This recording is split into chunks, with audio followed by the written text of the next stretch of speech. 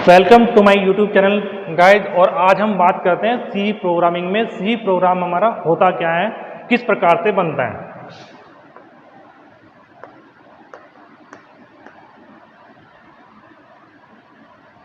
C program हमारा क्या है, किस प्रकार से बनता है। अगर आपने हमारी लास्ट वीडियो देखी होगी तो हमने एक प्रोसीजर बताया था कि सी प्रोग्राम के अंदर हमारे चार चीज़ें होती है। सबसे पहले नंबर पे होता है हमारा हेडर फाइल, फिर होता है हमारा मेन फंक्शन, फिर होता है हमारा मेन प्रोग्राम या स्टेटमेंट, और चौथा है हमारा रिटर्न। रिटर्न भी कहीं कहीं हम यूज़ नहीं करते, वहाँ हम ये ब्रैकेट यूज़ कर लेते हैं। तो इसके अकॉर्डिंग ही हमारा वो फॉर्मूला है जिसके अकॉर्डिंग हम सारे प्रोग्राम सी के बनाने वाले हैं। अब सी का प्रोग्राम बनाने से पहले अब हम बात कर लेते हैं दो फंक्शंस हैं जो सी के बहुत ही बेसिक फंक्शन है, जिनका यूज़ लगभग हर प्रोग्राम में होगा और उसके बिना तो हम सी के प्रोग्राम को इमेजिन कर ही नहीं सकते। तो वो है हमारे दो फंक्शन। पहला है हमारा इनपुट फंक्शन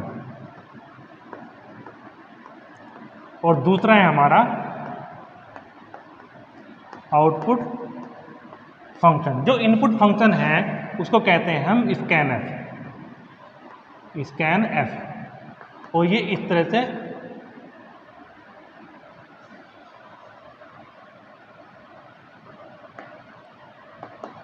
यूज करते हैं। दूसरा है हमारा प्रिंट एफ, ये है हमारे सेमीकोलन। अब बात करते हैं हम सेमीकोलन की। अब हम जो सेमीकोलन है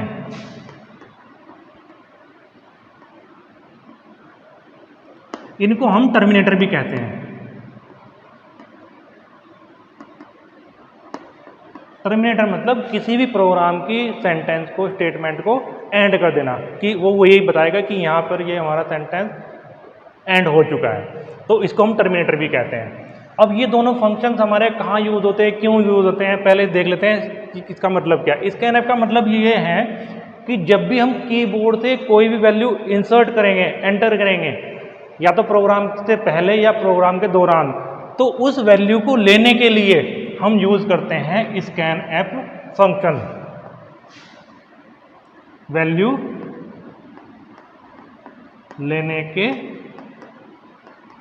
लिए। और दूसरा हम यूज़ करते हैं प्रिंटएफ फंक्शन। जो भी वैल्यू, सपोज हमें 2 + 2 ऐड करना है या 2 + 3 ऐड करना है, तो इन दोनों का आंसर कितना आएगा, 2 + 3 = 5। तो उस 5 वैल्यू को हमने वैल्यू दी है केवल 2 और 3, 5 तो नहीं दी है।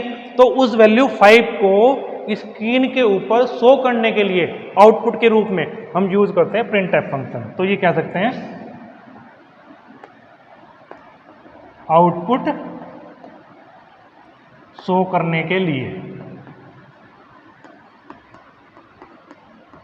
तो ये दो फंक्शन हैं। अब हेडर फाइल क्या होती है, कैसे यूज़ करते हैं, अब बात कर लेते हैं। सबसे पहले बेसिक ये था, अब देख लेते हैं सी प्रोग्राम का स्ट्रक्चर हमारा होता कैसे है, कैसे काम करता है। तो बहुत ही इंपॉर्टेंट वीडियो होने वाली है। अगर ये वीडियो आपको समझ नहीं आता तो इसको बार बार देखिएगा। अगर ये आपकी समझ में आई तो आप ये मान के चलिए आप सी के कोई भी प्रोग्राम रन कर सकते हैं, बना सकते हैं, एग्जीक्यूट कर सकते हैं। तो हम चलते हैं सी प्रोग्राम के ऊपर।